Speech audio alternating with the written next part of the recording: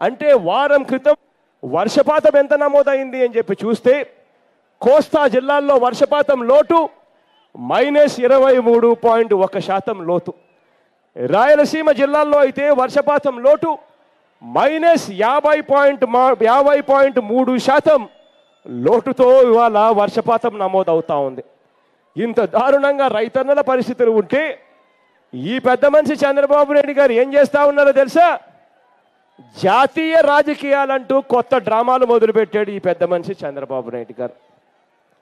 ఇదే పెద్ద మనిషి చంద్రబాబు నాయుడు గారు ఓ రోజు బెంగళూరు వెళ్తానంటాడు, కుమారస్వామితో కాఫీ తాగుతాడు. కానీ పక్కనే అనంతపురం ఉంటుంది.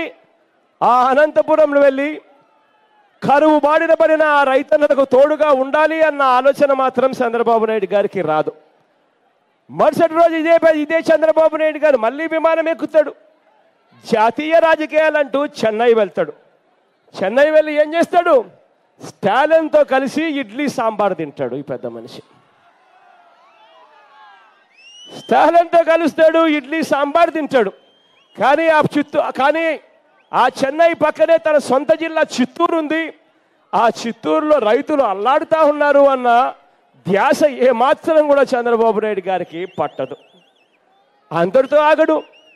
విమానం ఎలాగూ ప్రభుత్వమే కదా ఖర్చులు భరించేది, ప్రైవేట్ విమానం ఎక్కినా కూడా నాకేంటి అని చెప్పి ఈ పెద్ద మనిషి చంద్రబాబు నాయుడు గారు జాతీయ రాజకీయాలు అంటాడు అని ఫ్లైట్ ఎక్కి కలకత్తాకు పోతాడు. సముద్రాలు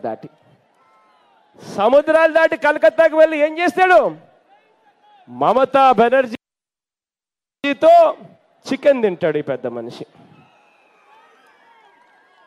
మమతా బెనర్జీతో చికెన్ తింటావు, బాగానే ఉండయ్యా, కానీ రైతుల కష్టాలు మాత్రం ఈ పెద్ద మనిషి చంద్రబాబు నాయుడు గారికి ఏమాత్రం కూడా పట్టదు. ఈయన గారు వచ్చాక, ఇదే పెద్ద మనిషి చంద్రబాబు నాయుడు గారు వచ్చాక పంటల విస్తీర్ణం పరిస్థితి ఒక్కసారి చూస్తే, పంటలు పండిన దిగుబడి పరిస్థితి ఒక్కసారి గమనిస్తే గుండె తరిక్కుపోతుంది.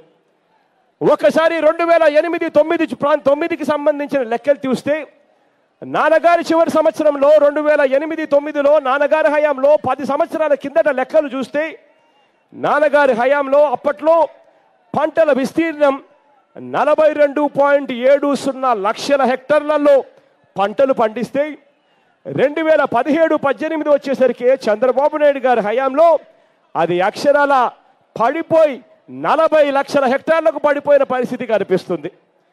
దిగుబడి చూస్తే అప్పట్లో నాన్నగారి హయాంలో 2008-9 అంటే 10 సంవత్సరాల కిందట పంటల దిగుబడి అక్షరాల 166 లక్షల టన్నుల ఆహార ధాన్యాలు పండితే, ఈ పెద్ద మనిషి చంద్రబాబు నాయుడు గారి హయాంలో 10 సంవత్సరాల తర్వాత 2017-18 వచ్చేసరికి 157 లక్షల టన్నులకు పడిపోయిన పరిస్థితి కనిపిస్తుంది.